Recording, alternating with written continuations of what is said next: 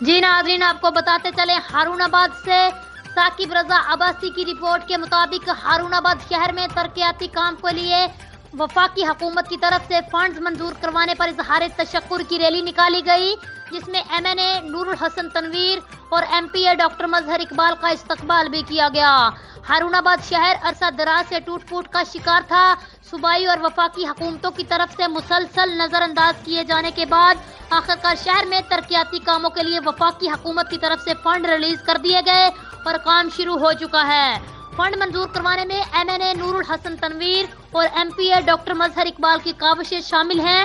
ترقیاتی کام شروع ہونے پر مسلم لیگ نون اور شہریوں کی طرف سے اظہار تشکر کی ریلی نکالی گئی، جس میں پاکستان مسلم لیگ نواز کے مقامی رہنماؤں راشد نور غوری، ملک سجاد علوی سمیت بڑی تعداد میں لوگ شریک ہوئے۔ نور الحسن تنویر اور ڈاکٹر مظہر اقبال بھی ریلی میں موجود تھے، جہاں لوگوں نے پھولوں کی پتیاں نچھاور کر کے قائدین کا استقبال کیا۔